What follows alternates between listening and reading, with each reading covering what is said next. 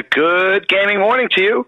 Whether you're tossing dice, whether you're stroking that brush or mashing them buttons, we have your six on all things gaming. My name is Michael Smith. And I am Eddie Jakes. And we are Basement Quest as always, and we are still quarantined. With a little box. I can't stand it, man. Week 2 of the social distancing. We're not actually quarantined. Me and Ed are very much still in the workforce right now. We're very much on the front lines here still, which is why we actually, if we were quarantined, it'd probably be a heck of a lot easier for us to catch up on some of these episodes and not be behind like we are this second. But we're once again bringing it to you over the beautiful Skypeness and through the beautiful editing of Eddie himself with the Roadcast. So the show must go on, even through quarantine. Yep, and unfortunately, because everything is going on, we have been forced to postpone the first Dead Rain game. Oh, I was so upset about that, man. I know. One of our friends, unfortunately, we pretty sure he's okay, but he showed a couple symptoms, and his workplace was a little concerned, so he's gonna have to take a time off. And then since was a couple weeks ago, he gave us his cold. Well, gave me. He gave everybody it, man. Everybody just took it different ways. I mean, you unfortunately. Oh, it hit me hard. Yeah, it hit me hard. Like I still got a little bit of a I'm about to say it. Like I got a cough. Yes, folks, I have a cough, and but I don't have a fever. But yeah, he spread that around. Except a lot of people, I think. While we got you guys' attention on this, make sure you guys hit that bell. Make sure you hit that subscribe for us. It does us a big favor. But keep at home right now, people. Like it's crazy. You know, the amount of people that just don't seem to care. Like they're just like, whatever, it doesn't affect me. I'm not going to get sick anyways.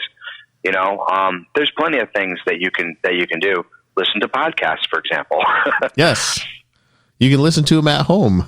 At your computer. That's what I was saying. While you're like working on your next exciting campaign, which I've been doing, seeing as how the game's not happening tomorrow, I just opened it back up, started tweaking even more. I'm like, well, you know what? I didn't quite like this. I'm going to change this. So, but hey, hopefully by the time this is all over, it'll be like the most epic of zombie apocalyptic campaigns.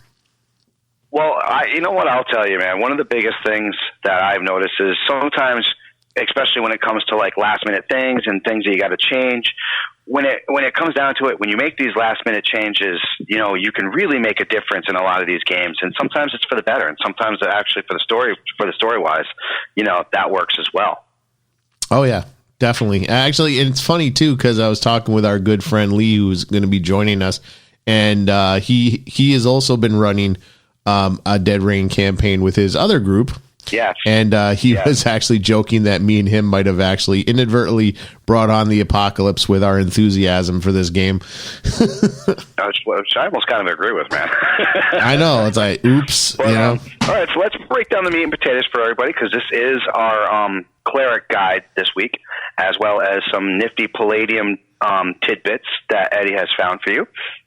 5th edition D&D is very simple, as we've actually been taking you guys through these guides. I really hope that you guys enjoy them, number one.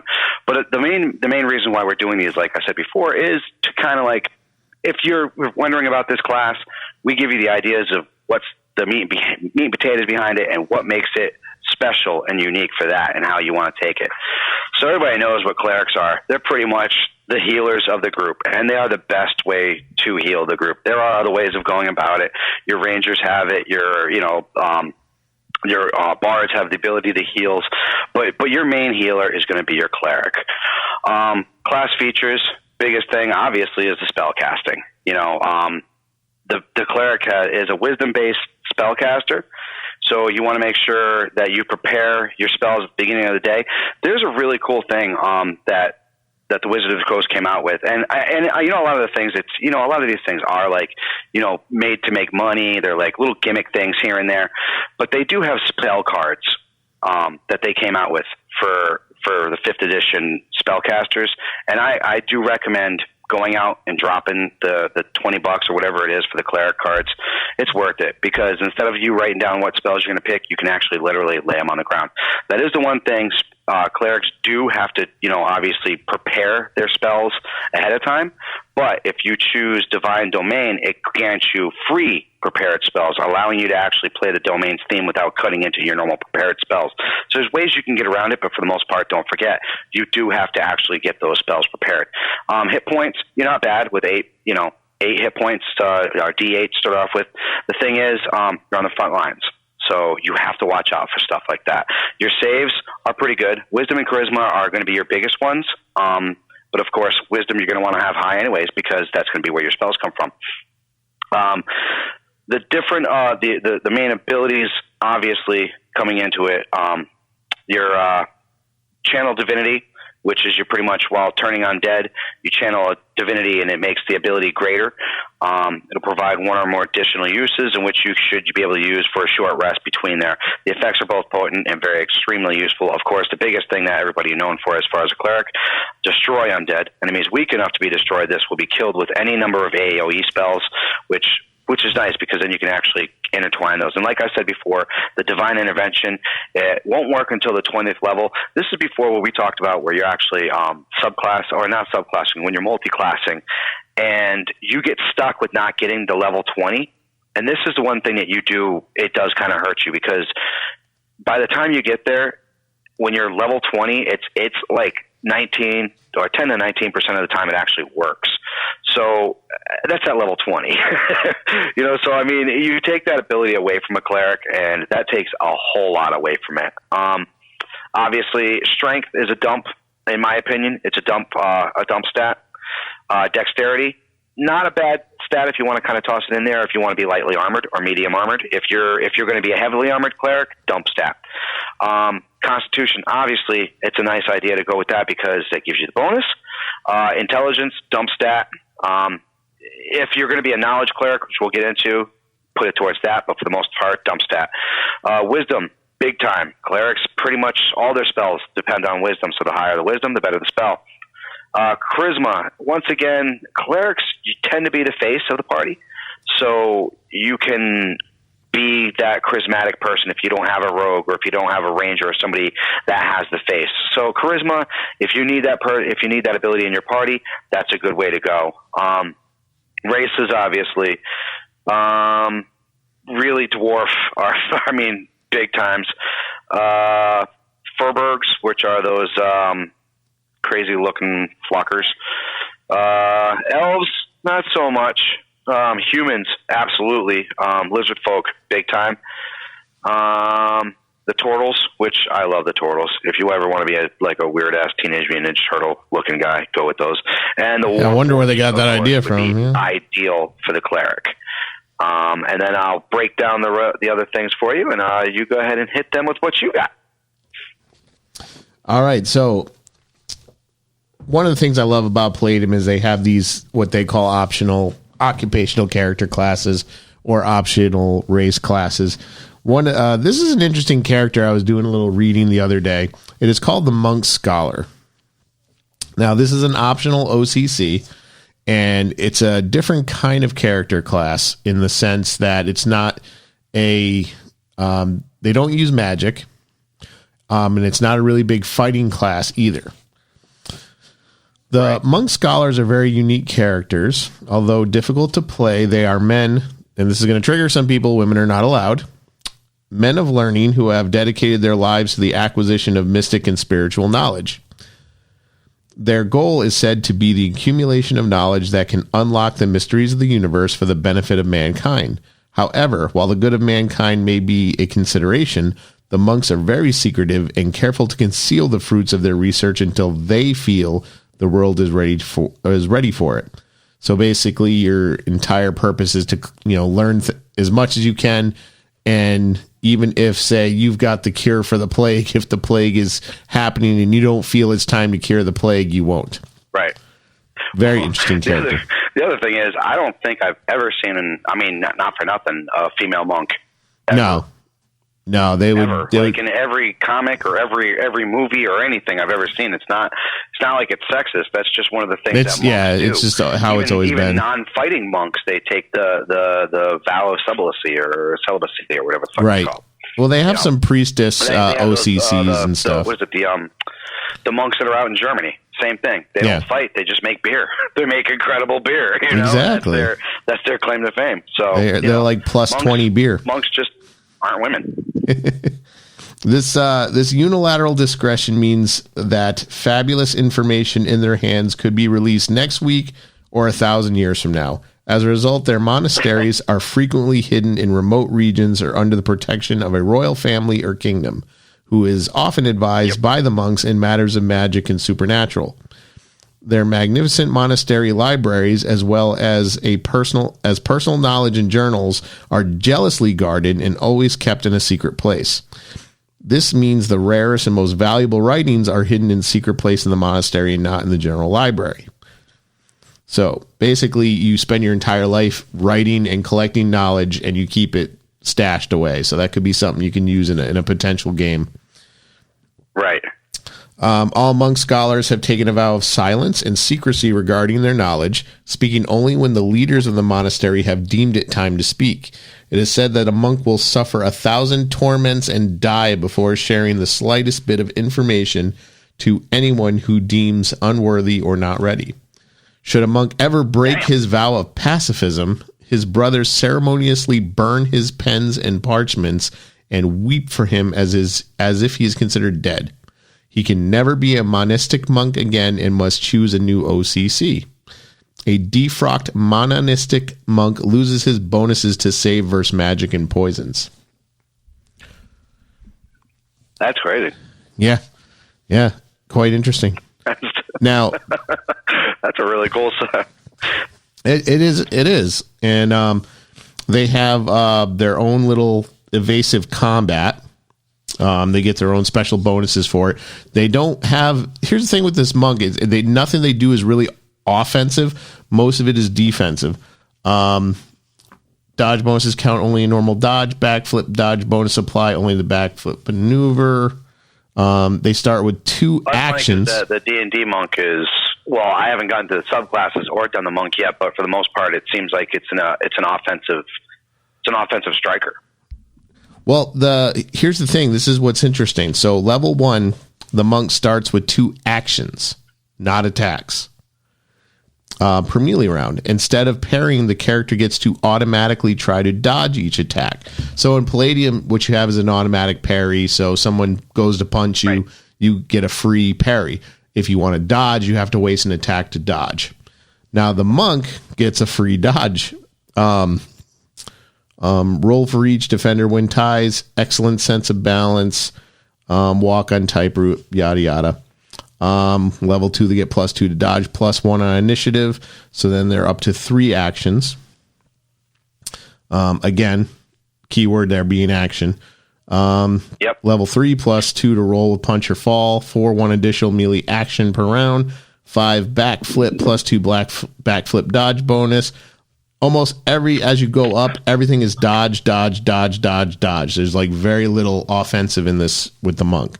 So the monk would never initiate combat, and in defending themselves doesn't look like they won't break pacifism. So as a player, so not only are you playing a character, he doesn't really use magic.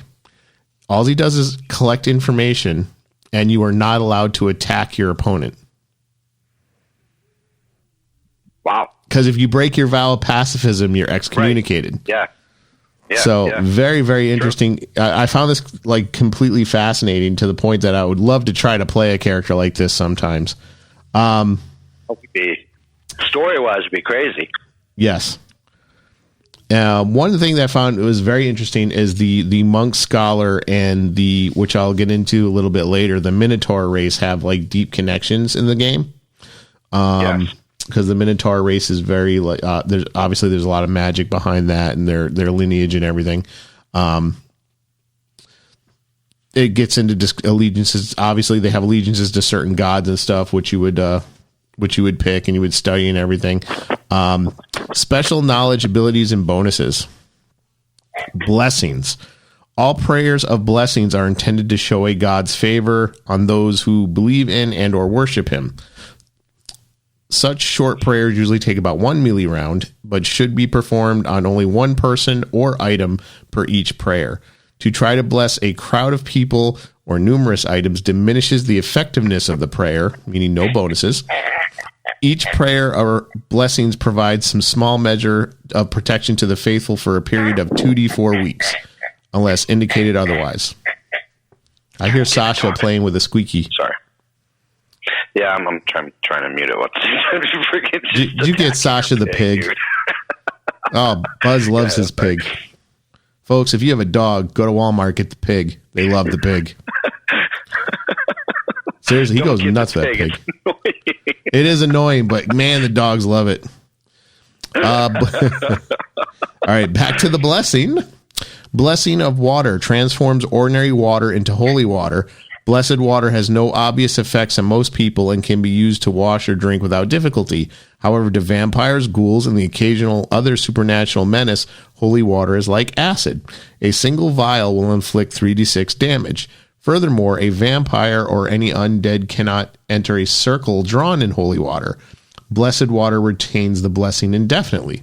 So if you have one of these characters in your group and you're dealing with undead, pretty handy to have someone who can take your rations and turn them into holy water. Yeah. Especially if you're getting freaking stalked by one of those things. We all know how that can go. Oh, yeah. Blessing of a person. A blessed person is +1 to save versus disease and supernatural possession. Very, very important, especially like if you're playing a setting similar. If you're running a game similar like Ravenloft, where there's a lot of possession and ghosts and stuff like that, so that can come in very handy. Yeah. Blessing of food. Food is +1 to save versus spoiling magic and disease decay. So again, you can protect your rations or anything from, if they're from rot or whatever. Exorcism. A successful exorcism will drive out, banish any entity or demon from a possessed person, animal, dwelling, or area. The exorcised creatures cannot return to the place or person for at least 6 months and are likely to never return. 86% likelihood of never returning. A successful exorcism performed in an area such as a graveyard, tomb, etc. will destroy all animated skeletons, corpses, and mummies which inhabit the area of exorcism.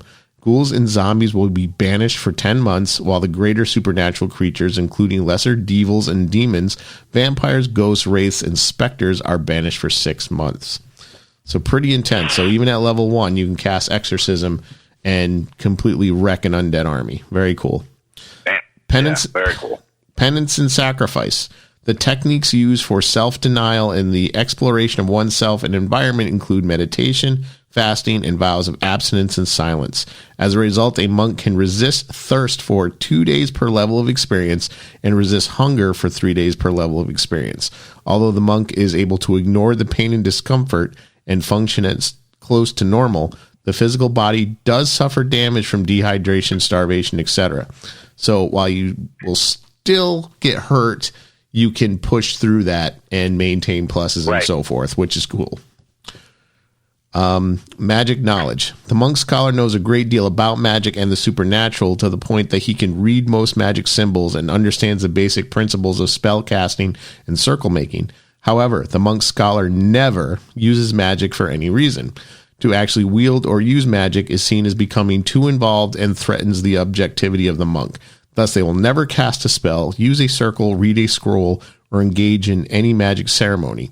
Although they will watch, study, and try to understand such things, even the use of magic items and magic potions is done with great reservation and concern. Only the use of most innocuous and benign types of magic will be considered, and even then, the monk will likely use something like healing potion or someone else rather than himself.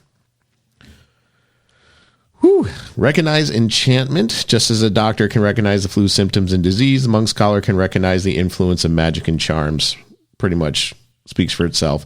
They can recognize magic, power words. The monk scholar knows 4 simple words as well as the names of the old ones, but not in the context of their symbolism or exact use in diabolism or summoning magic. This knowledge is never shared. So they'll understand it, they read it, they won't use it, they won't tell you what it is either. So if you're playing one of these characters, say, and you're like, you know what it is, you can't tell them what it is, you might still be able to say, guys, we should probably leave. Yeah. Magic symbols. The monk knows, and they should listen to you. They should probably listen to you. Yep. The monk scholar knows 12 basic mystic symbols, the 4 elemental symbols, and symbolic colors. The knowledge is never shared. Again, a lot of it is secrecy with this, so you'll know more than your other players, but you won't share the knowledge. Recognize true wards and rune symbols. Speaks for itself. Recognize magic circles. Permanent PPE base. 2d6 plus physical endurance, attribute number, and 1d4 per level experience. However, this mystic energy is a result of the character's spiritualism and pursuit to understand magic. A monk scholar is not a practitioner of magic and shuns the use of it. That's basically the meat and potatoes of it. So once again, you got a character class. It's not offensive. It's more defensive. But it would be in addition to any group where they understand so much and are able to guide the other players in a certain way without flat out giving the game away. Right. So as a game master, you could pretty much say to this person playing this character, you know everything that's going on. You've read about it. You can't share it. Yes. Can you imagine how the other players would be just knowing that? Who would be the first one to torture the monk? Oh my God. I don't think they play with us anymore. No, they probably wouldn't.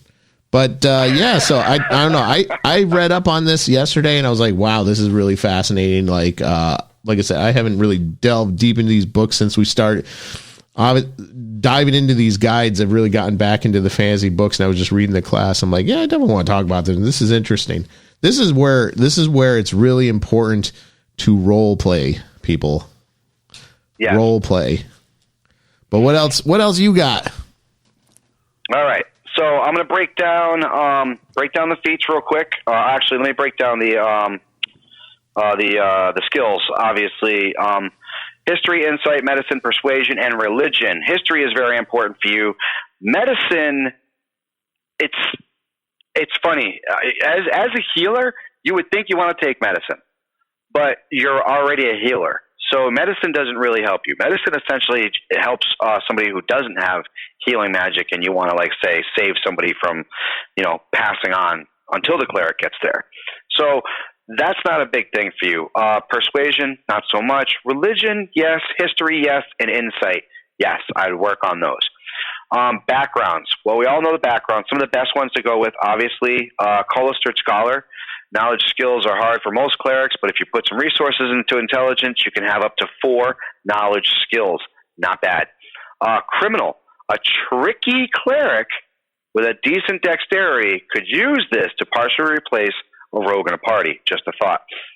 Hermit. Medicine isn't terribly useful, but medicine and the insight for both the wisdom and herbalism kit allows you to catch this, make healing potions. Oh my goodness. Noble, obviously, persuasion and languages are fine, but half the background is wasted. Sage, knowledge skills are great, and the ability to have 4 knowledge skills is even better. Urban bounty hunter, once again, what we know as a tricky cleric, a rogue cleric that would help you out. And urchin, once again, tricky cleric, decent dexterity, once again could replace the party rogue, which I don't think you ever would. I think usually a good round party has a good rogue with it. Feats. Alert. That's going to help you because obviously you'll be going first. And as a cleric, that's not a bad thing to be going first because come the end of that first round, you'll get to know who's hurt worst, and then you can kind of like go from there. Or hold your attack back for that person.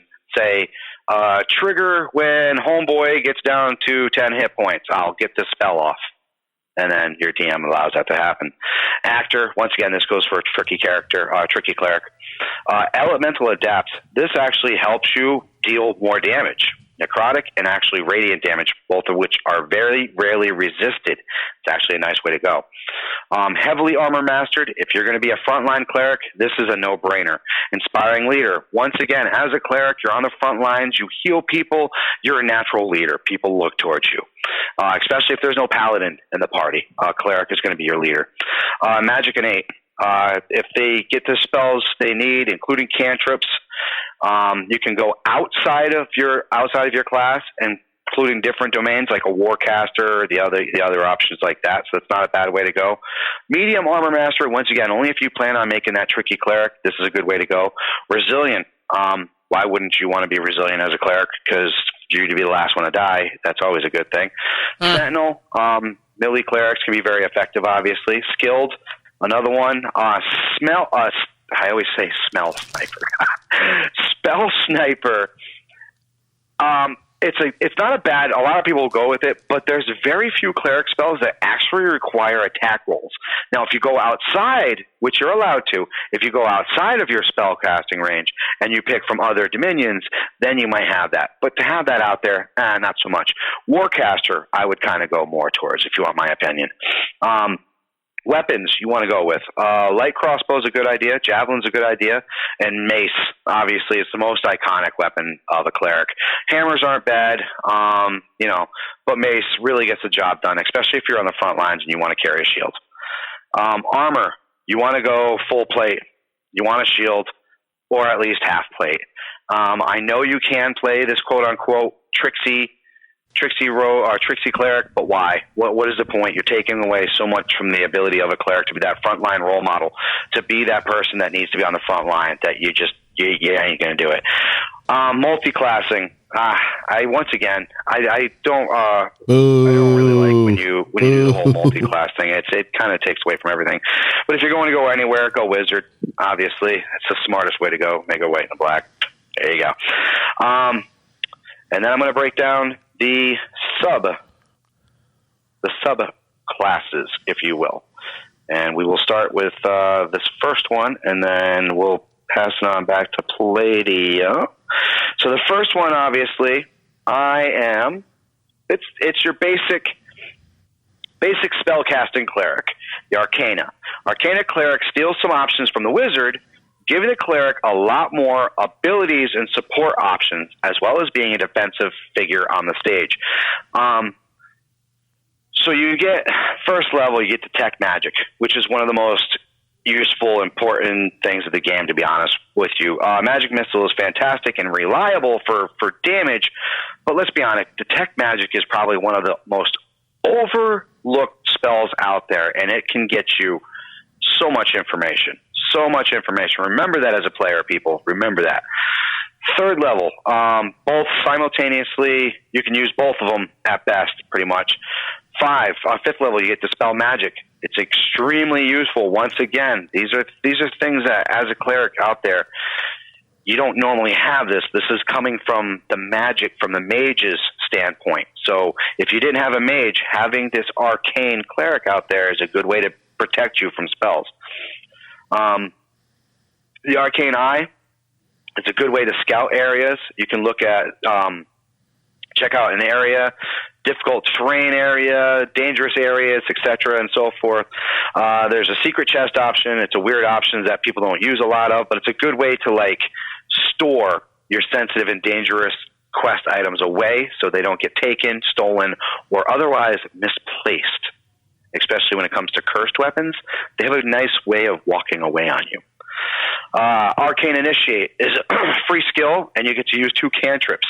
Wizards have a very diverse set of options with some excellent effects. You don't have to use them all the time, but this is a good way to actually have them. Channel Divinity.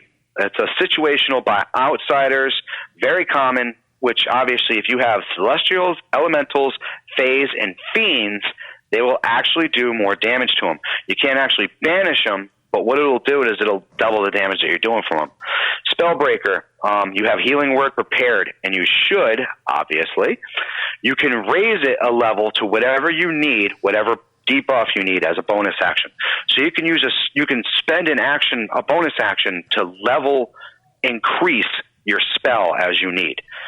Very nice ability, especially if you're really low on hit points and you got to get that fighter that extra boost there. Potent spellcasting. This is already great for the most clerics, but it's especially good for the arcane cleric because your free wizard cantrips are treated as cleric cantrips, so they get the bonus damage too. Don't forget, cantrips are free. They're free spells. You don't have to You don't have to study them. They're right off the bat. You don't have to have them set aside. So that's a nice thing for a cleric to have, these guaranteed spells. 9 times out of 10, it's probably going to be your magic missile or something like that, something to that effect. And of course, arcane mastery. It's probably one of the best abilities that this class has. It's absurdly versatile. Number of potential options is absolutely huge. I mean, you can go out of your way to pretty much include anything with this. It's, of course, being at the higher level, that's where you want to use it. I'll let me get one more and then I'll pass it on to you. This one I'm not highly fond of. It's a good class. It almost kind of reminds me of a cleric necromancer, if you will. And that's the death domain. Highly offensive domain. Death adds martial weapon proficiency and a lot of options for dealing single target damage. The Dominion actually does lock any support and utility options. So if your party wants buffs, you're not going to get it from this guy. Domain spells. These are a lot of good options, some of which aren't on the cleric list, and some of them you can only find here. First level, you get False Life. It's a buff at any level. The hit points aren't big, but once within an hour, you can afford to spend the one spell slot several times a day to reduce the need to heal your allies. So you don't have the ability to constantly spell or to heal like your basic clerics do, but you do have the ability to do it there. Third level, you get the effects for both of those. Fifth level, Animate Dead. This is where the whole necromancy thing comes in. Frequent recasting on 5th edition. So you have to prepare every day, or having it prepared for every day is a nice thing. Vampiric Touch is a great way to combine the healing damage output, and that also isn't available to most clerics, as you know. This is only available for the Death Cleric itself. 7th level, Bright deals decent damage, especially against plants, but it doesn't scale particularly well when it has a secondary effect. Death Ward seems kind of out of place in the Death domain, but it's a really good buff. 9th level, Anti-Life Shell is a good way to protect yourself, but everybody, if you remember this, and I'm sure you do, Ed, Cloud Kill. Everybody's favorite freaking cleric spell, baby. It's back, and it's in full fucking monstrosity, full effect. Bonus proficiency, martial weapons are nice, but the difference between a mace and a longsword really isn't significant, since clerics never get that extra attack. It's not really going to be too big of a thing, but it will help you if you have that shield in your other hand. Reaper, the only choices are Chill Touch and Spare the Dying. Spare the Dying is already a cleric cantrip, so Chill Touch is the only way you can obviously go. It's not a very reasonable choice, but it is the only option, although it does do more damage that way. Touch of Death, it really doesn't sound, it's not as good as it sounds. It's a good way to do things, but it's, like I said, it's not, it could be better. Inescapable Destruction. If you took Chill Touch and you did a couple of the other spells, especially with necrotic damage, this could pretty much be like a creme, like the coup de grace to all your undead peoples. Mm-hmm. Divine Strike, it helps you keep your damage on par with your cantrips. Don't forget, as a cleric, you're not doing a whole lot of damage. You're doing constant, but you're not doing a whole lot of damage, and this kind of lets you get some extra bonuses. Improved Reaper is the last ability on this, and that's many powerful necromancy spells like Blight and Finger of Death are single targets. The ability to affect 2 targets with 1 casting double their effectiveness.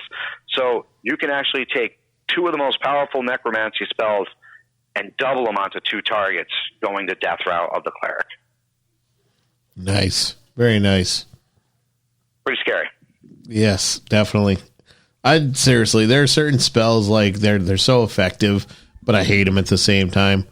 So like the Cloud Kill is one of them, and Cloud Kill is brutal. And in Palladium, there's a spell they have that I absolutely despise, but one of our good friends always uses it. Float. I don't know why. Just uses float all the time. Every situation. I float. Like you walk in a room, there's like 10 kobolds with swords. I float. Stop floating. Yeah, stop. Stop the float. Stop floating, bro. Floating is for when you fall. So our next Palladium character class is a pretty exciting one. It's another psychic character class called the Illusionist. The Illusionist is similar to the Mind Mage. The character is empowered with natural psionic abilities that he can use to manipulate the senses of his victims to create realistic illusions. The power of this psionic illusion is in its most basic form can be thought of as a form of hypnosis, and at higher levels, mass hypnosis. Through a type of telepathic influence and mental stimulation, the illusionist is able to implant convincing sounds, images, and sensations in a person's mind. To the victim, they are very real, while those around him see and experience nothing out of the ordinary. So the same psionic limitations or requirements apply. You have to roll for either major psionic, master psionic. But the illusionist has very interesting abilities as opposed to the Mind Mage or any of the other psychic character classes. Seeing through an illusion. Individuals who save against a psionic attack of an illusionist are totally ineffective and do not see, hear, or experience the illusion in any way. The illusionist can, of course, try again by expending more ISP on a new attack. The intended victim must again roll the save versus psionic illusionary attack. So basically it goes back and forth like it would any other psionic. Seeing through the psionic illusion after falling victim to it is another story entirely. If a save or psionic attack is unsuccessful, the person is inexorably caught in the web of illusion. The brain and senses are being directly affected, so the person has no reason to disbelieve it. A simple matter of seeing is believing. Only sights, sounds, and sensations are implanted in his mind, despite what any of his friends and allies may insist on the contrary. So you're seeing stuff, the other player characters, like, what is wrong with you? You don't believe them. Right. It's the bottom line. You will believe what you see and hear. He may even believe the others must be bewitched or mistaken. A mental illusion can seem so real to a person that nothing can break its hold. Furthermore, the illusionist can manipulate things in such a way as to transform a friend into a monster before the poor fellow's very eyes, and manipulate the senses in such a way that the illusion responds just as the character imagines it would. Matters are compounded in that those not under the illusion's influence have little or no idea of what the afflicted venturer is experiencing. To break out of mental illusion is extremely difficult, for the person must be completely sure it is not real. The shadow of a doubt at the last minute could have terrible consequences.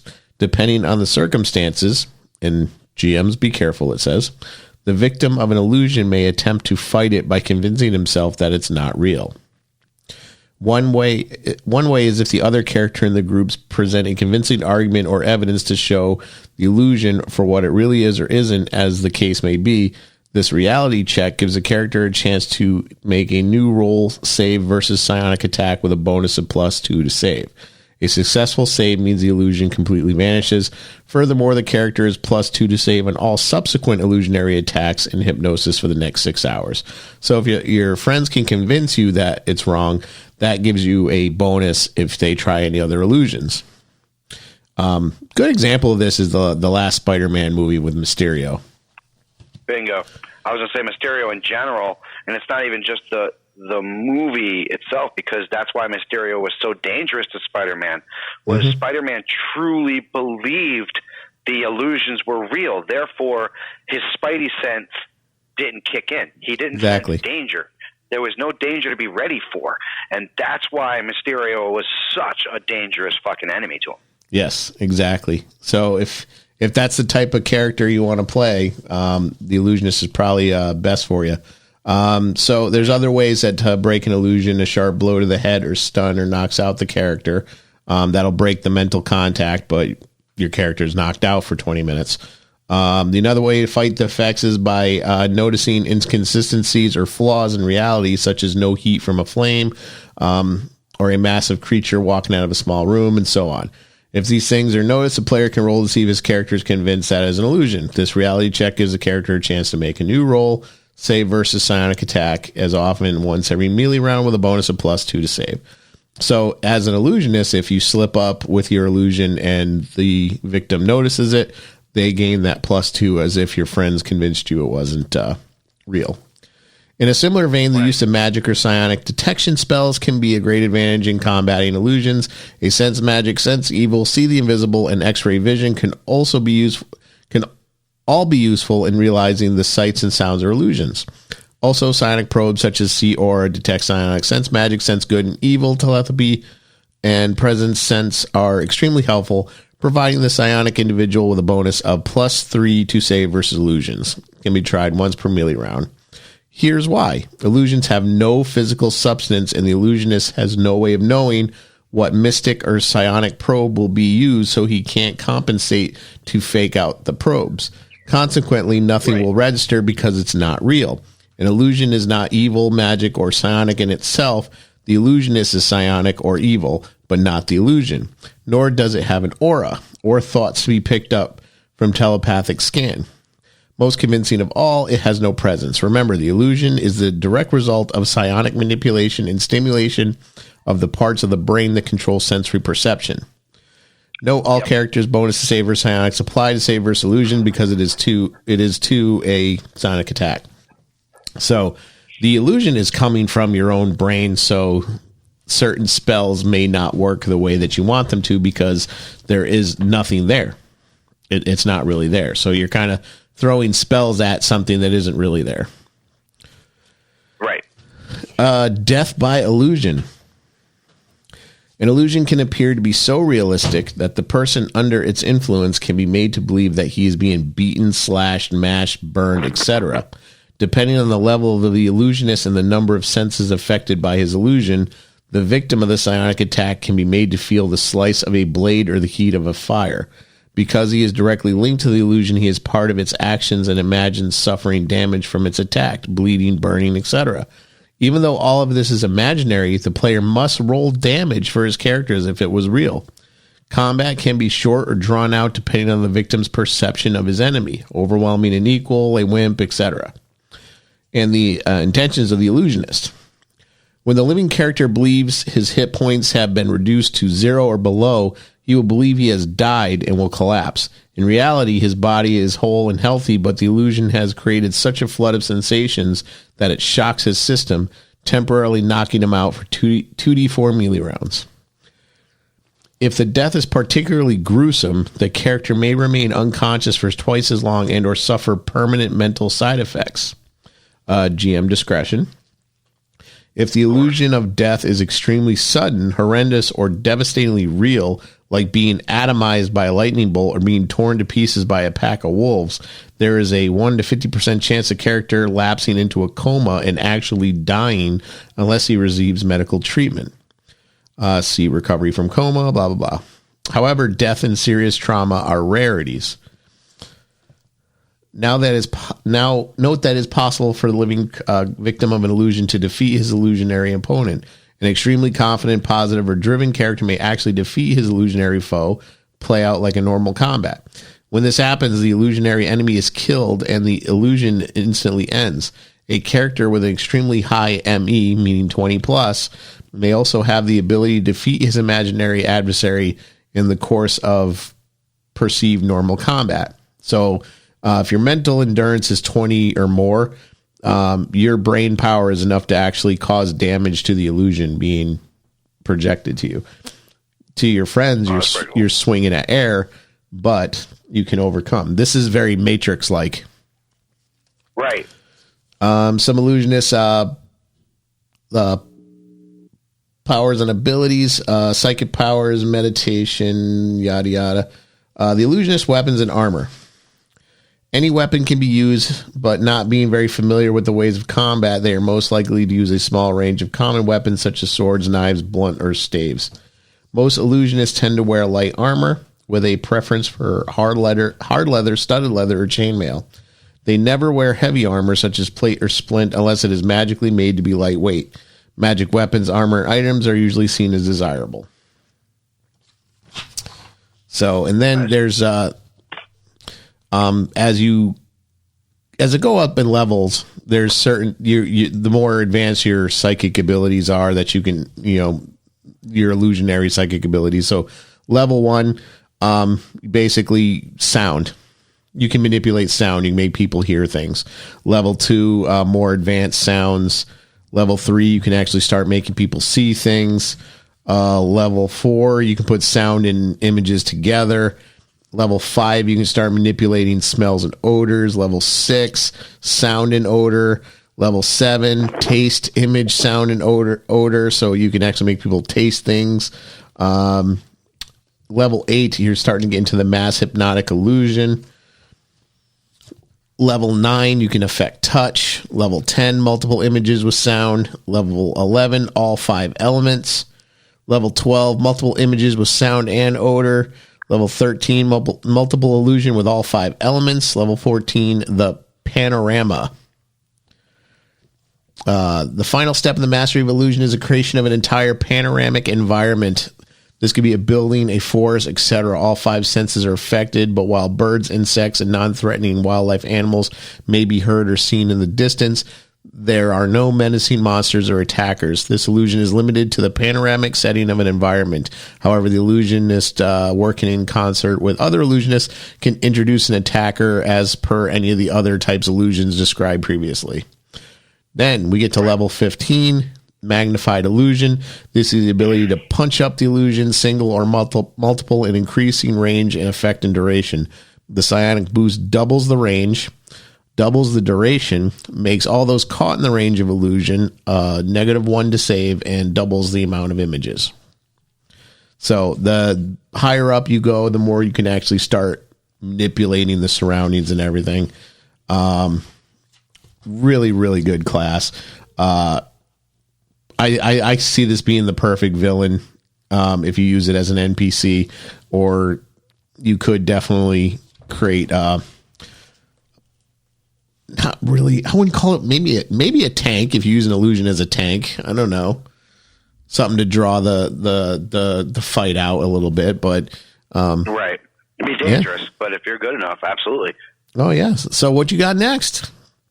All right, so this is what I consider one of my favorite cleric roles. This is the classic cleric role. Forge is pretty much, it's a clear front line combat, unique with its utility and support roles. The Forge domain is an excellent way. The Forge domain is an excellent way to have every aspect. Forge domain clerics make good defenders and have enough damage output to be a big threat on the battlefield, even without relying on some spell casting.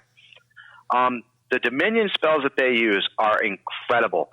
The Forged Dominion spells list is almost entirely composed of spells not normally available to the cleric sections.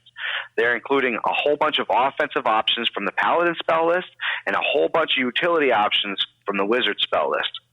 First level, Identify is occasionally necessary. You can generally wait to take it. But Searing Smite is good to carry out both spells. Normally a Paladin executive spell or something to help your DCs get higher is a good way to go. Even at a higher level, it remains cheap, reliable damage boost weapons for your attacks on all your weapons.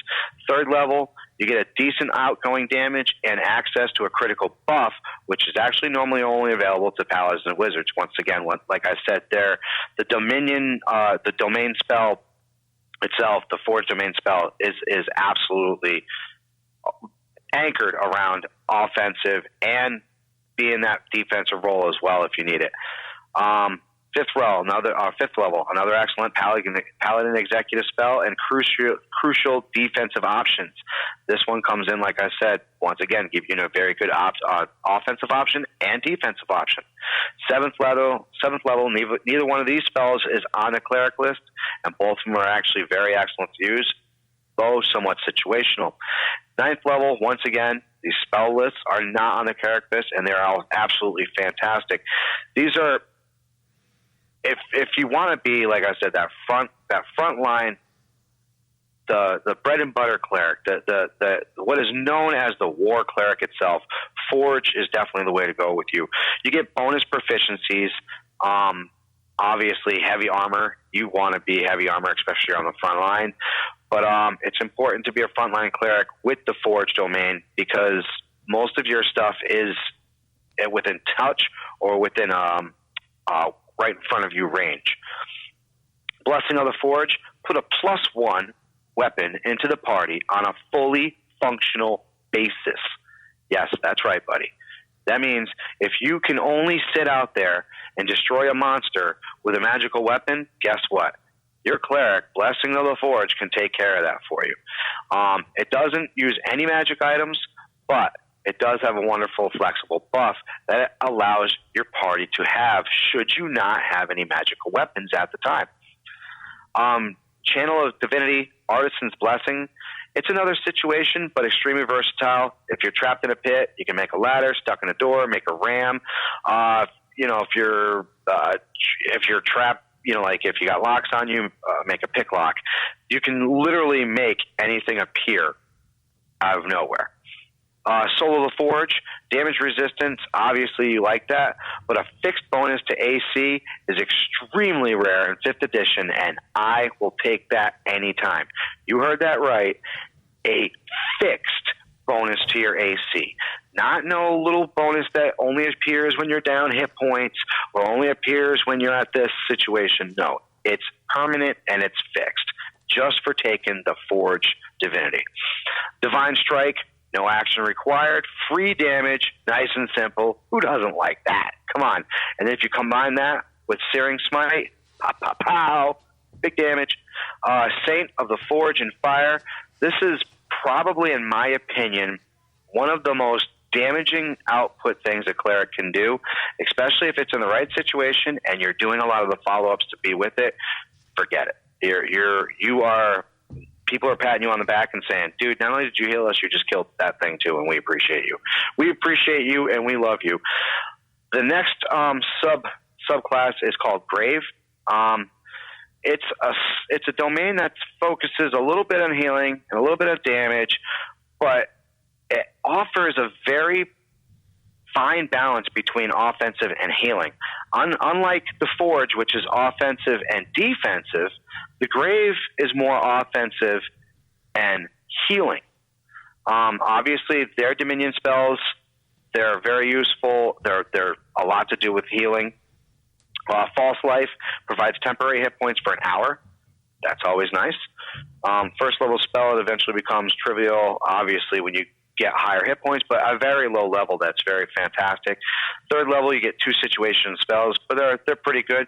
5th level, Relifying is obviously the cleric tax, as every cleric should take it in because it's not too good to do so. Vampiric Touch is a great option if you get dragged into melee, but obviously if you're picking this cleric itself, you're not going to be on the front lines as much as a Forge would. You kind of want to play behind your tank, so that way you're playing that quote-unquote healing role. At 7th level, you get a decent damage option that's not normally on the cleric list, but you get a critical buff that's huge and has a very long duration, depending on your stats and how you have it set up. 9th level, Anti-Life Shell is a fantastic defensive option, which will keep melee enemies at bay while you kill them with ranged spells.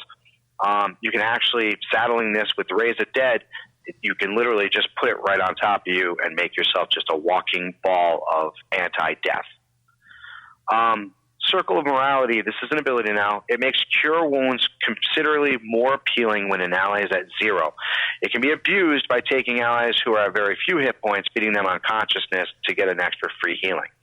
You heard that right. If you really want to if you want to abuse this ability, it works if your ally is at 0 hit points.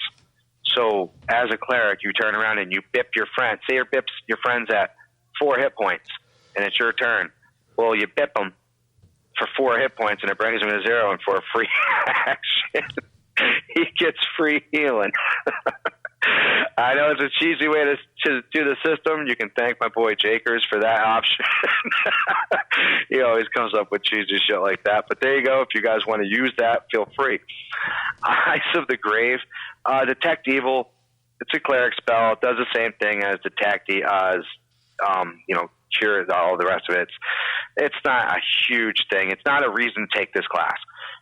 Channel Divinity, Path of the Grave. Use this with a rogue and a spellcaster that does high damage, something like an attack that does harm. Boom, you're talking mega damage. Like I said, that's if you have a rogue and if you have a wizard out there, it modifies their attack. Sentinel at Death's Door.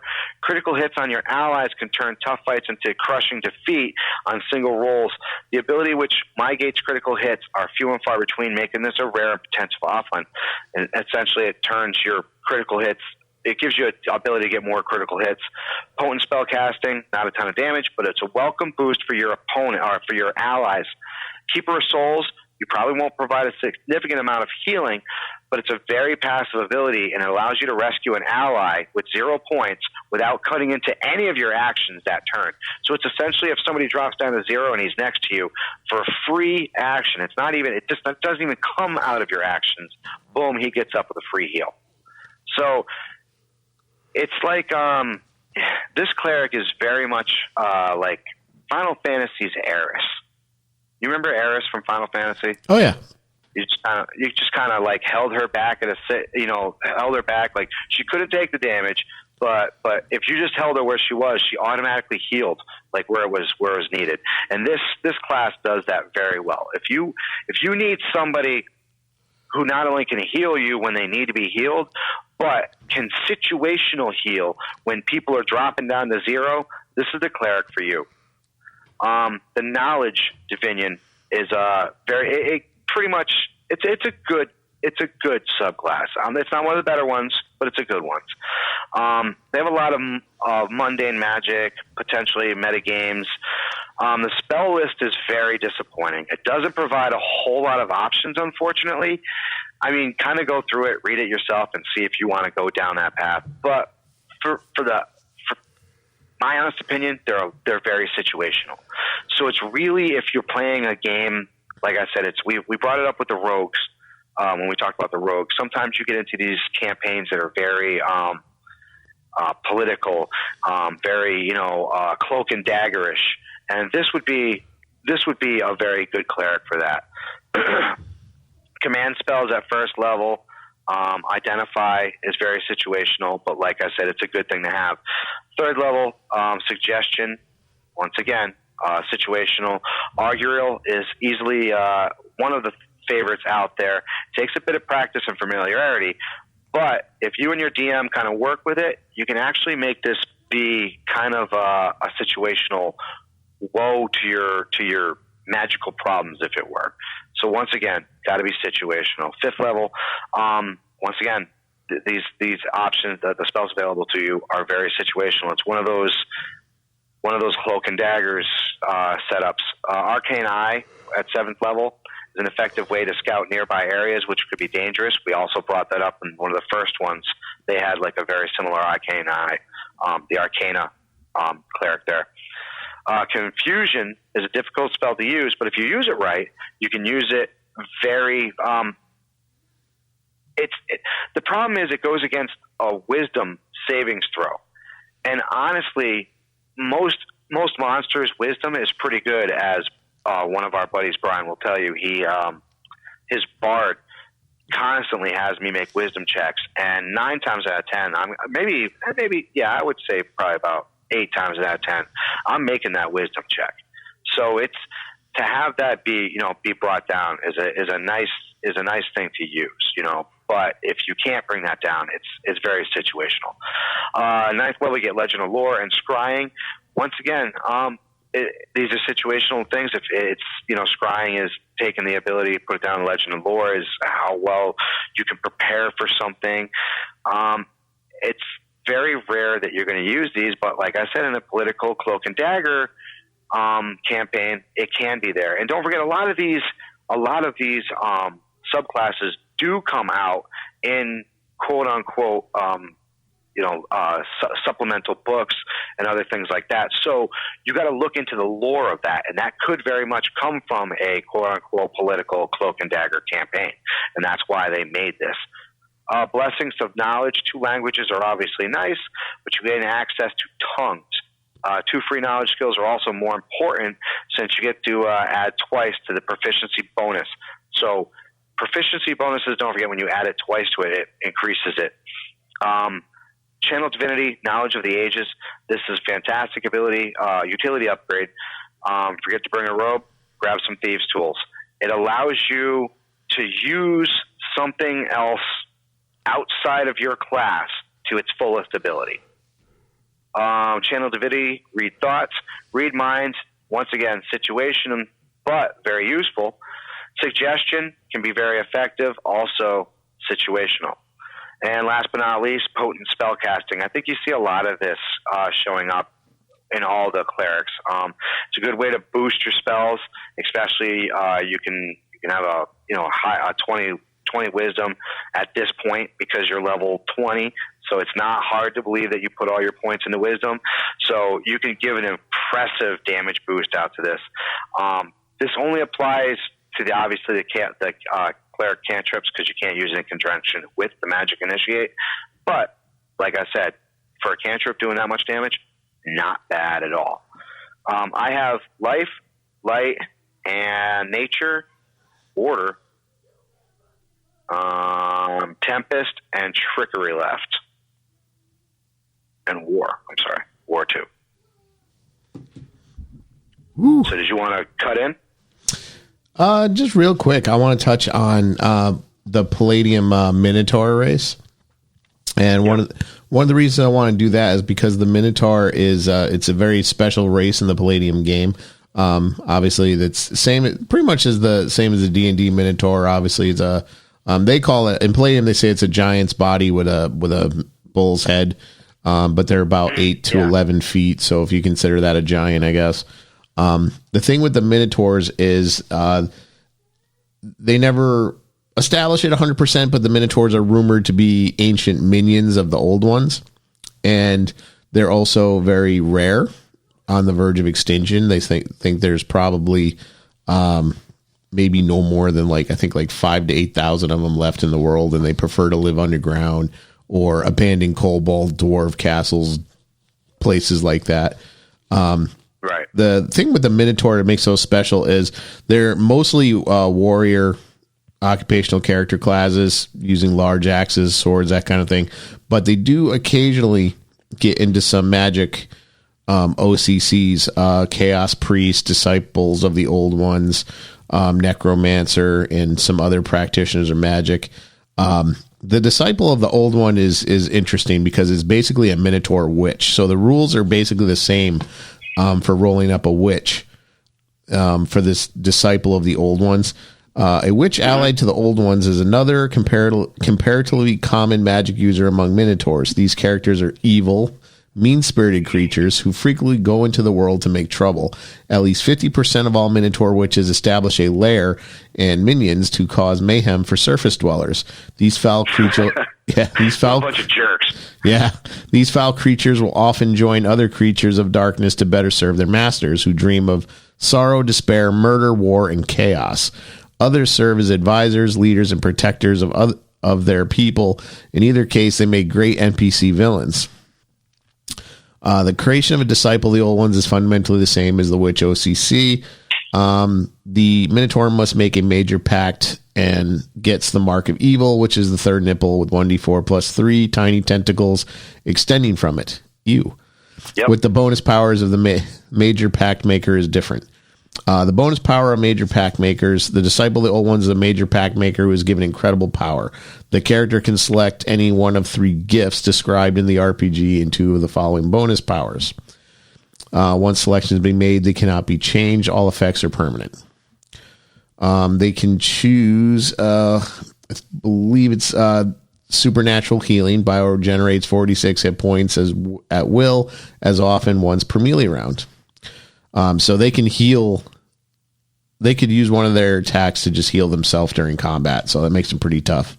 Summon lesser demons, devils, or lesser supernatural beings. The character can summon 1d4 lesser demons, devils, or other supernatural beings, but this is possible only through a link with a greater familiar. Can be attempted once every 12 hours with a 40% plus 2% chance of success per level of experience. 5 minutes minimum of meditation and prayer are required. Command the dead. Animate and control 46 dead. Also able to turn the dead. Functions like a magic spell of the same name. Command creatures of pestilence. The ability to summon and control 1d4 times 10 rats or mice or a swarm of 100 flies, fleas, ticks, or mosquitoes per level of the witch. In both cases, the swarm of animals or insects has a horror factor of 12. The creature understands only simple commands like attack, stay, or stop them. Those attacked by 10 or more rats or mice might suffer 2d6 points of damage per melee round, lose initiative, lose 2 attacks per melee. The penalties come from being distracted by the attacking rodents and having to brush them away off. The character can spend all of his attacks actions per melee round and suffer only 1d4 damage, but can do nothing but knock the creature off him.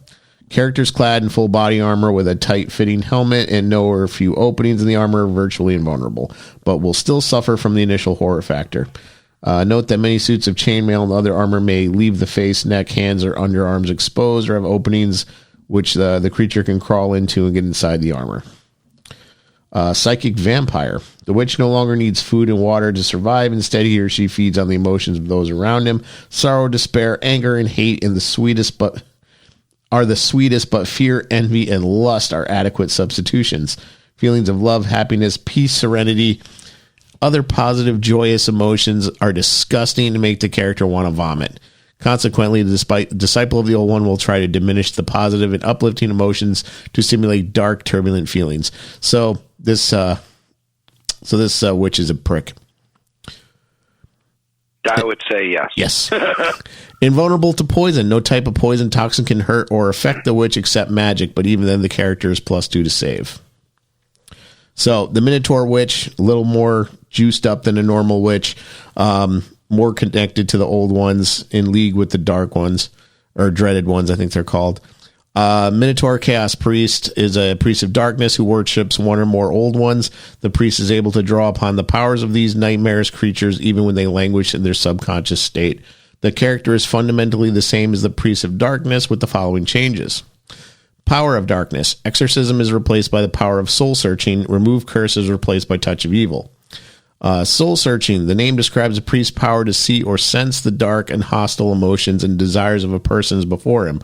The use of this power counts as a psionic attack equal to a master psionic. 15 or higher is needed to save. Each of the soul searching power costs 3 PvPe, yada yada. Touch of evil. A power enables the evil priest to bring a character's dark inner feelings and thoughts to the surface. Hate, anger, envy, lust for vengeance, murder, prejudice, etc. The victim must make a roll to save her psionic attack, 16 or higher to save. Otherwise, he or she will be temporarily overwhelmed by the emotions, 1d4 minutes per level of the priest. The intensity of the emotion is very similar to being so angry that one feels like he's ready to explode. It is the type of boiling emotion that causes one to lash out verbally or physically in a hostile manner, to deliberately hurt another person.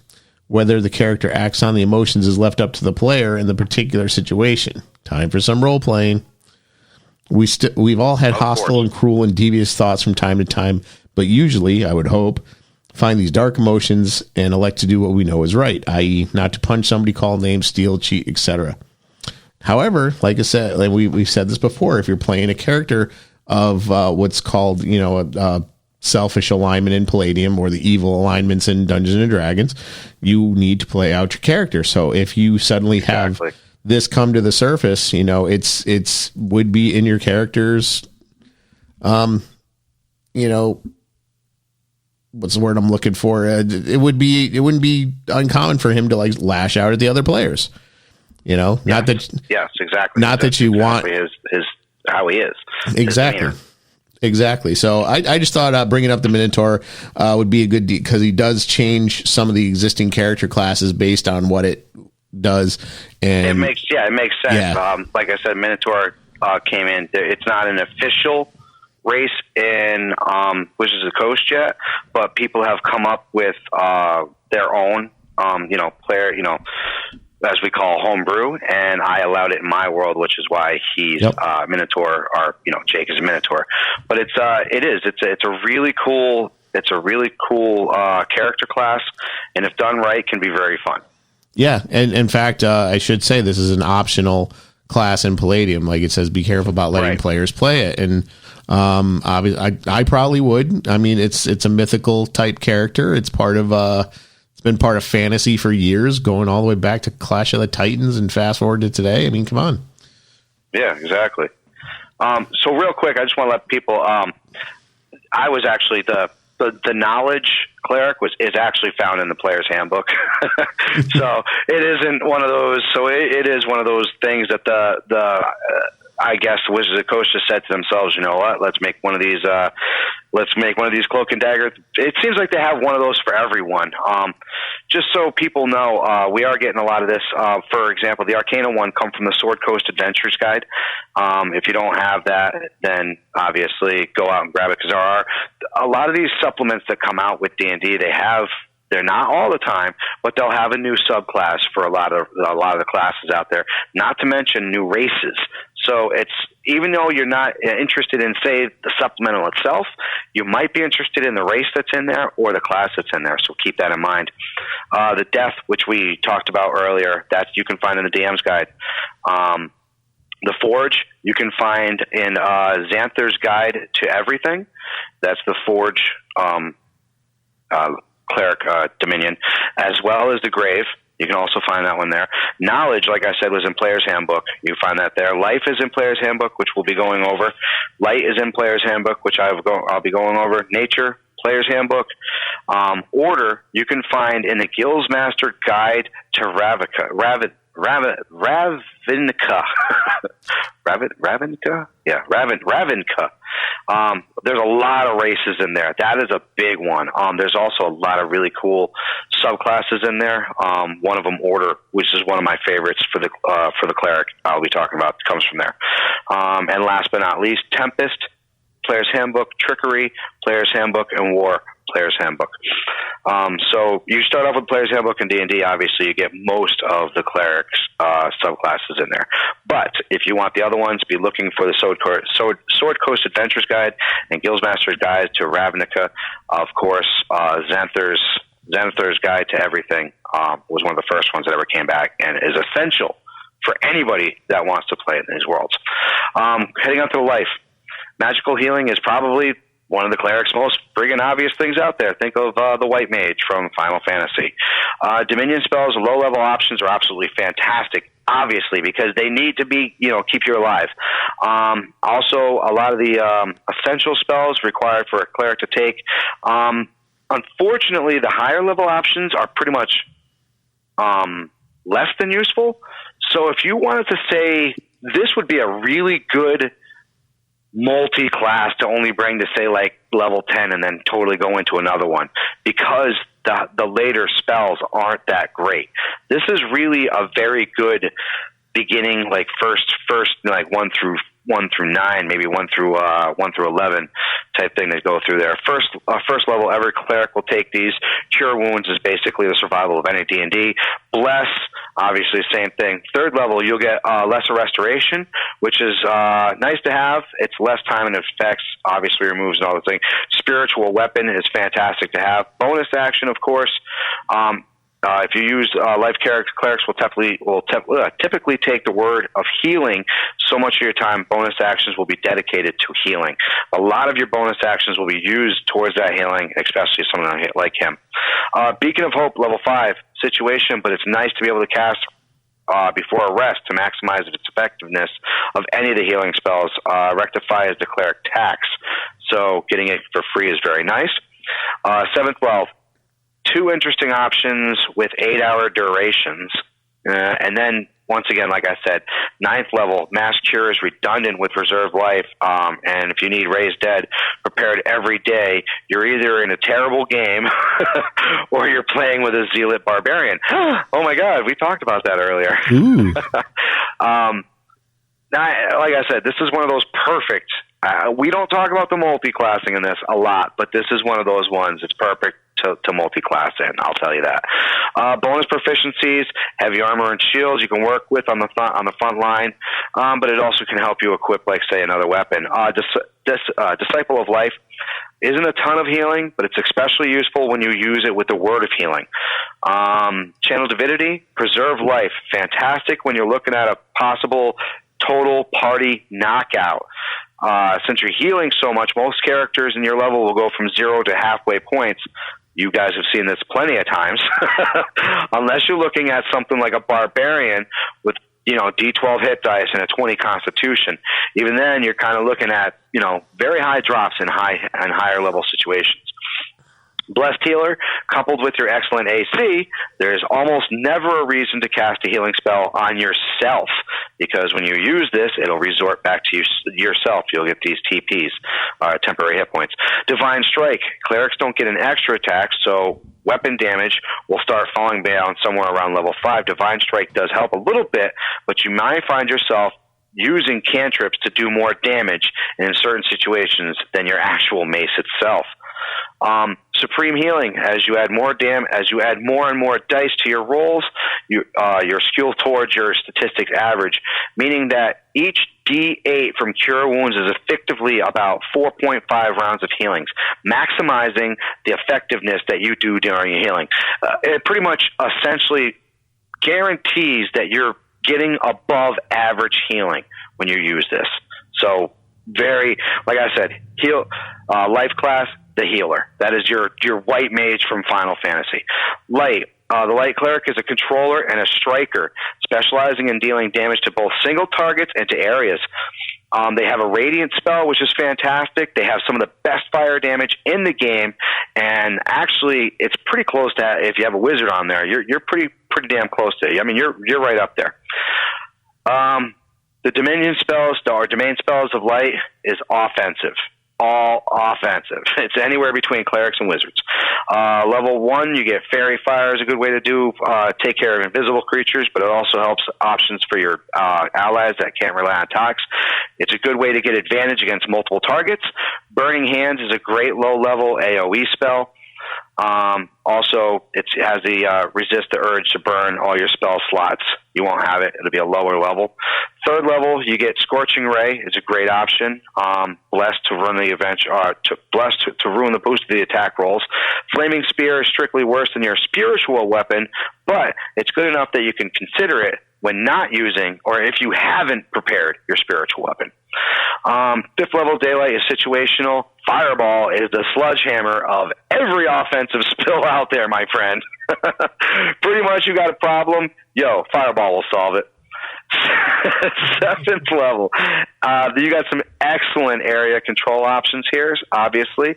Ninth level, Flame Strike is considerably less important since you get the Fireball, but the scrying is also very situational. Bonus cantrips. They're not spectacular, but Light Cleric should have a light, and someone in every party should be able to cast it. This is for your people that can't see in the dark, obviously. And if you're doing a lot of dungeon spelunking, it's a pain in the ass to carry a torch and try to fight with a two-handed weapon, barbarians. So you will love your Light Cleric to be able to cast that little ball of light next to you so you can see in the dark. You're welcome. Warding Flare. You won't get a ton of uses, so save this for enemies that can do a lot of damage on a single attack.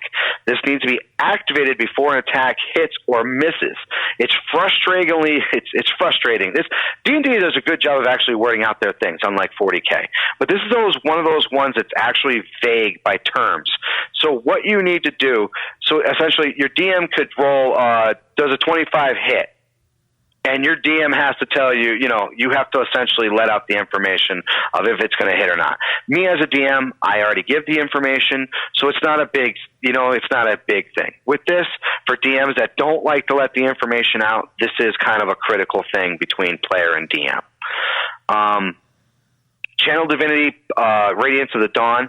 The damage isn't great beyond low levels, but magical darkness can really cause a problem and guarantee a way for it to actually be pretty convenient. Improved Flare. Fantastic if you have allies who are squishier, like a wizard or a rogue, and you need to buy some time so you can heal somebody.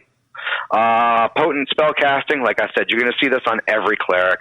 Once again, it just improves the abilities and it improves your it improves the boost of the damage output depending on what you're throwing on there. And last but not least, the Corona of Light. If you're anything like me, you want to make a joke right now, but I'm better than that. It's actually an overdrive button for your fire and radiant damage spells. It's especially nice when you use the Light of Domain. But if you use the light dominion spell on this, and then you're going for that maximum fire damage. Let me guess. Cleric, it has a range of 6 feet away. Yeah. That was my tasteless joke. Yes. That is a tasteless joke, you bastard. I believe Rob plays the light cleric. I believe. I'm not entirely sure. I believe that's the path that he chose. I'm not sure. Fireball, he doesn't cleric a lot. Will solve any problem. It's nice for a cleric to be able to have that ability. You know what I'm saying? That it is a nice ability. Nature is the next one I'm gonna go, and I'm gonna hit this one up very quick because I don't like nature. It has a very lackluster spell list, much like knowledge. It's only really good functions against like small monsters, like a little amount of monsters from the Monstrous Manual. The spells like Channel Divinity are a major part of the Cleric's operations. It doesn't. If you have a ranger out there or a druid out there, it just seems really pointless to break out the whole nature aspect of the cleric. Once again, the Dominion spells, they're not really fantastic. Seriously, if you got a druid or just go with them. First level, not too great. Third level, Barkskin isn't worth the concentration, but maybe dropping a spike grow on it, maybe. Fifth level, plant grow. Once again, it's like situational. You know, this is Windwall is nice, but once again, situational. Seventh level, Grasp and Vine is once again one of those situational things. It doesn't seem like it holds anything from moving. Like once you set up the vines, the target can literally move out of the vines. It doesn't hold them in place. It damages them, but it doesn't hold them in place. It's kind of a lackluster spell. Ninth level, Insect Plague is a good crowd control option. Tree Stride is a fun long-range travel option. But if you got a teleport option or something like that, you're a lot better. I just don't see Acolyte of the Nature. You can actually use some druid cantrips, which is nice. The bonus proficiency, which they all have. Channel Divinity is actually is charm animals and plants. Once again, very situational, and there's a very slim number of animals and plants that you can actually charm. Dampen Elements. This is actually pretty useful. You can actually bring down the ability, the power, and the strength of elements. So it's just not worth going that whole class just for that. You know, Divine Strike. It's actually better than the Life Clerics version, which is kind of like, oh, go fuck yourself. This is the reason why you picked this, I guess, and go all the way to the end of it. But it's your damage. It's your major damage. And then Master of Nature. Once again, very situational, but it does allow you to actually pull off some pretty cool things if your DM is in cahoots with you, so to say. Order. Easily, in my opinion, one of the most powerful options. Order is the best way for a cleric to lead and support their party. Obviously, you want heavy armor in here. You have a voice of authority, which gives you force multipliers for everybody in your party. You do high level of damage on Divinion Strike. Your Order Wrath provides all kinds of things. This is one of the better ones, in my opinion, to go with. Dominion Spells isolates between pairs of fantastic options and situational options. However, it's pretty good because these situational options come across more than you'd believe. First level spell, they actually both are very good options. They offer a very wide variety of uses, and they actually can continue well on the high levels. Third level, Hold Person is very situational, but can be handy in a campaign where a lot of humanoid enemies are about. Zone of Truth is rarely important in a campaign. However, it will show up situationally. We bring that word up a lot. Fifth level, the Staple Cleric spell is obviously a great control spell. Seventh level, they're also both very situational. Ninth level, Commune is one of the absolute favorite dimensions. It's versatile, very reliable. Dominate Person is technically situation, but if there's a humanoid in an encounter, it's hard to think of a better spell to cast. Dominate Person is just wrong on so many levels. It is just wrong, because as a DM and as a GM, you want to cheat that number so bad and not give it to them. But when your big bad evil guy gets dominated, you can't help it, man. It happens. Bonus proficiencies, obviously, heavy weapon. You're going to be there. You're going to be on the front lines. Voice of authority. I told you this. This is one of the better ones out there. Clerics never get good at weapon attacks. Pretty much, they're very martial-minded. In other words, this gives your rogue a chance to deliver a sneak attack during your turn. Sneak attack is once per turn, not once per round. Keep that in mind. So you can use this. It's essentially it's a way to let one of your buddies use one of their specials during your turn. So you're not a major damage dealer. So what you want to do as a cleric is you want to say your rogue is in a situation where he's already backstabbed that big bad evil guy. Well, use your voice of authority and let him do that sneak attack one more time, because that could drop the big bad evil guy. Channel Divinity. This is a basic good one. It's nice, though. Orders demand disarm every target within 30 feet on a failed will save. Excellent against humanoid creatures, but very useless against monsters. Humanoid creatures tend to use weapons, which they hold, so they can drop them. Monsters tend to have their weapons attached to them, so they can't be disarmed. So it's one of those, once again, humanoid enemies, great. Monsters, not so much. Embodiment of law, 3 to 5 times a day doesn't seem like a lot, but even with the Order's domain, emphasis on enchantment spells, that's enough to cover most situations where you want to cast an enchant and do some other actions on the same turn. Divine Strike, because of the weird levels at which this scales, you'll go back and forth with your cantrips, which will do the most damage. Once again, clerics aren't known to do their damage with their maces. 9 times out of 10, you're going to go back to using your cantrips on a higher level. What this does is it allows you to either take that ability and make your strike harder, or work onto your cantrips, depending on what you take. Order's Wrath is an ideal use for case as is to strike your enemy with a weapon as well as your divine strike damage. Then cast a leveled spell as a bonus action to trigger the voice of authority, and have your ally hit the same trigger for the bonus action. That initially means you're dealing 4d8 psychic damage, plus whatever damage your weapon does, plus whatever your ally's weapon does. Put that all together, and that's a pretty sizable attack right there. It's almost like the warlord, that office, that ability. The Tempest, very, very offensive, falling somewhere between life. The Tempest has a very good crowd control ability. Their first level Fog Cloud, great escape mechanism, or crowd control. Thunder Wave is great if you're getting way over your head. Third level, both spells, once again, situational. Fifth level, Sleet Storm is mediocre crowd control, but Call Lightning is great.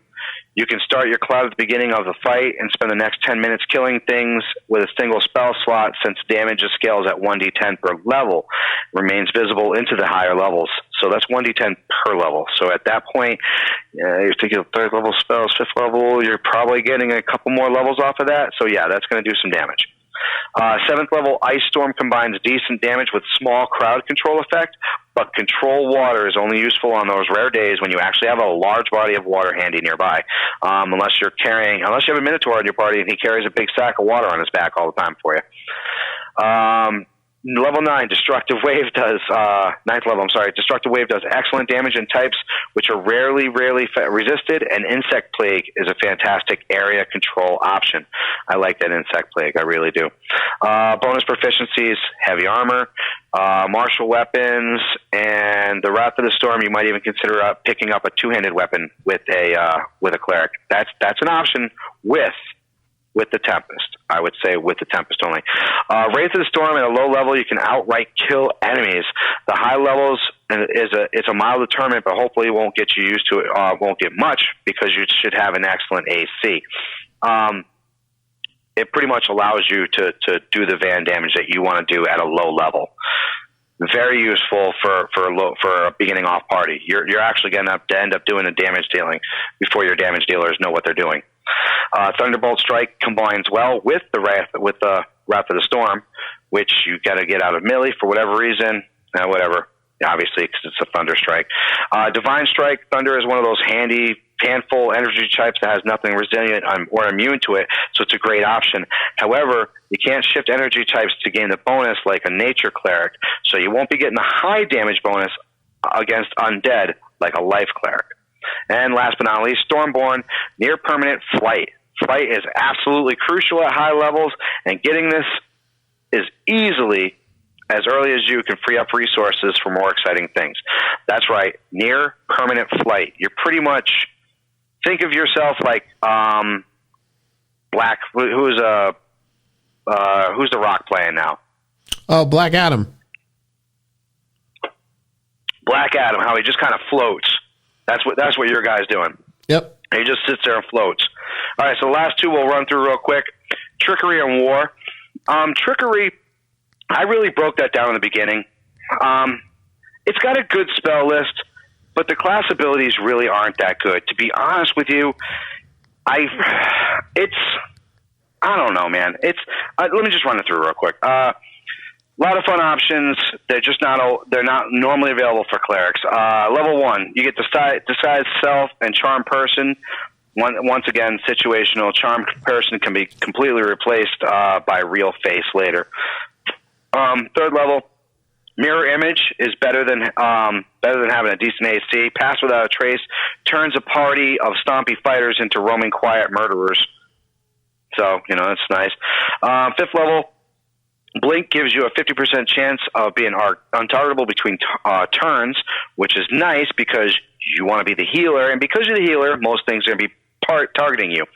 Dispel Magic is situation, but extremely useful. Don't forget that. That's one of those ones that you don't want to not have prepared. A lot of people don't prepare it. That's a very lethal mistake, high levels. Level 7, Dimension Door situation, but very effective. Polymorph is one of the most versatile, fun things you can do in this game. It can allow you to solve a huge variety of problems with the right beast form. That's correct. And then once again, if you're smart about it, you can use this for many times. Ninth level, Modify Memory is situation, but Dominate Person is a great way to turn a powerful enemy into a fun pet for up to a minute. Once again, this Dominate Person comes up. It is a nightmare for a DM to fail Dominate Person. Let me just say that. Blessing of the Trickster. You can't use this on yourself, so you use it on whoever in your party is making a ton of noise stomping around in heavy armor. Hopefully it's not you. If you're doing this trickster, you're using medium armor anyways. You're using leather and all that other stuff, so you're not making the noise. Channel Divinity, Invoke Duplicity. This can be difficult to use effectively, but once you actually have your head around it, it can actually be really potent. Channel Divinity, Cloak of the Shadows. Invisibility is great, but let's be honest, a round of invisibility isn't all that great. Divine Strike. We've been here before. A lot of things have resistance to poison, but nothing has weakness to poison. So much of the damage poison will be helpful. Improve Duplicity. This allows you to keep duplicates near all of your enemies to buff them, heal them with touch or without the touch range spells, and keep your enemies very, very confused. Like I said, the Trickery is a cool little spin on what you're normally used to on a cleric, but unless you don't need that rogue, unless you don't need that sneakiness, don't go with it. There's so many more fun options out there. War is the last one. War Cleric reduces the gap between Cleric and the Paladin, emphasizing frontline martial power with a little bit of spell casting. It's a fun concept with several great options. It's often difficult to use the war domain options in conjunction with so many of the things, but if you use these with bonus actions, sometimes you can find this very fun. Dominion spells are very fantastic, but more than half of the Dominion spells require concentration, which makes them hard to use in more than one or two fights, or use more than one or two in a fight. First level, Divine Favor won't remain useful beyond low levels, but at a low level, it's a nice bit of extra damage with a decent duration at a cost of swift action to cast.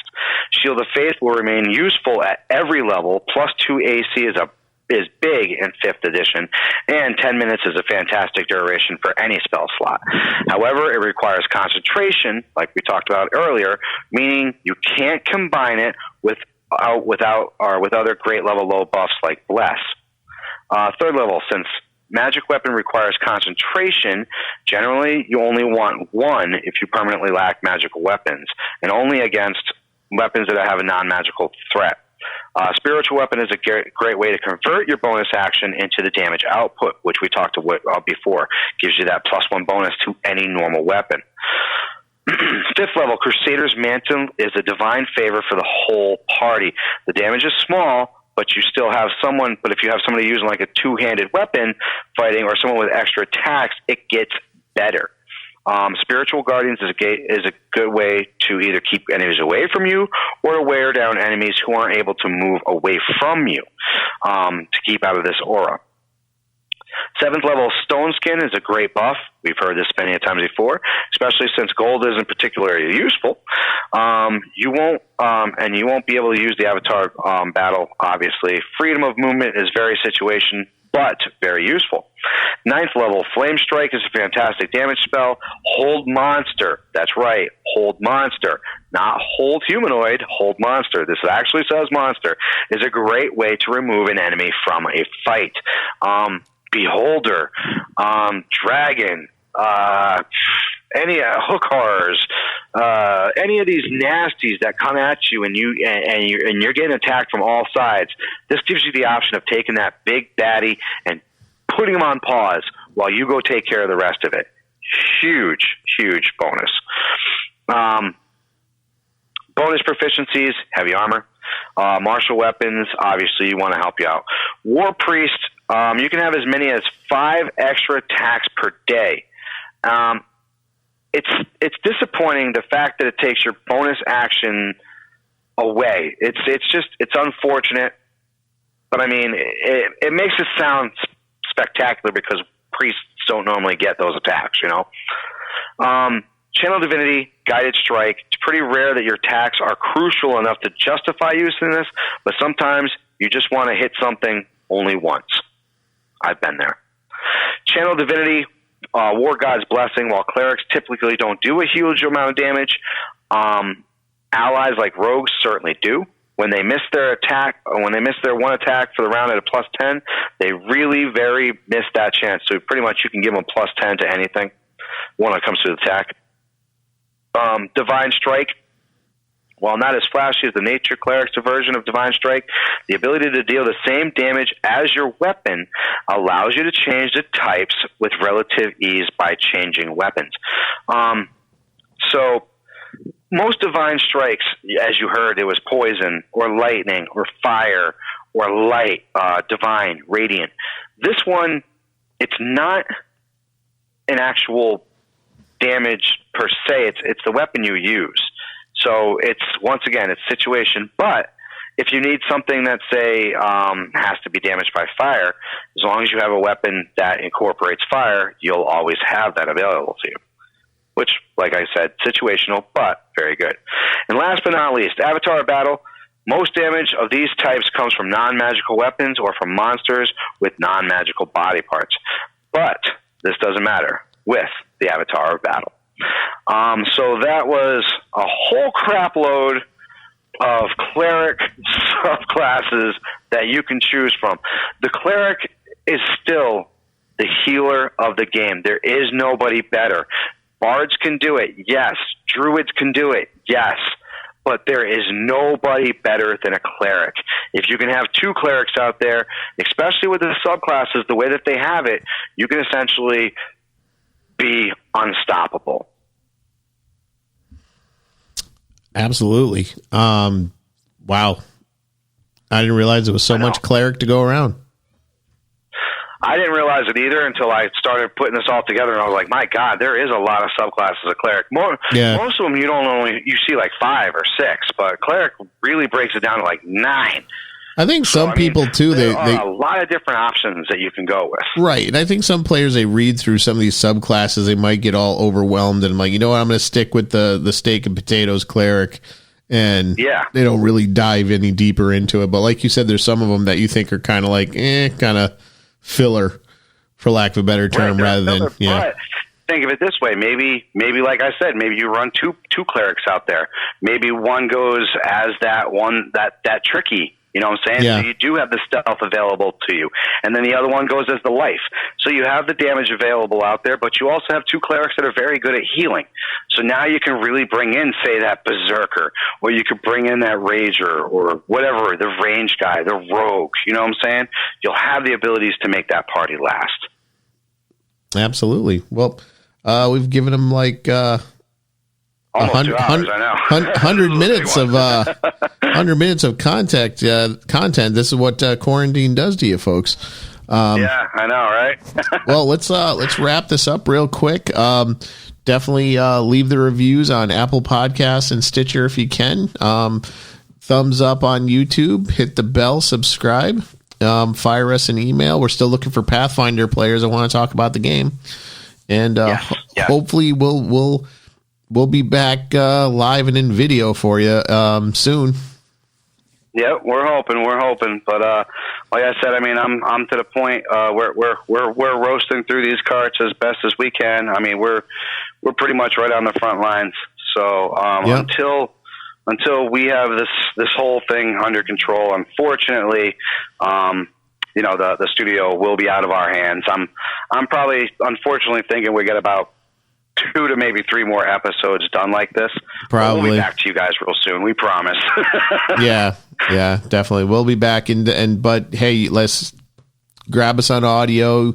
You can listen. I still throw it up on YouTube. You can listen to the audio on YouTube. Yeah. And my name's Eddie, and we'll see you next week. Absolutely. My name is Mike. You guys be safe out there. We'll see you guys next week. Enjoy and be safe.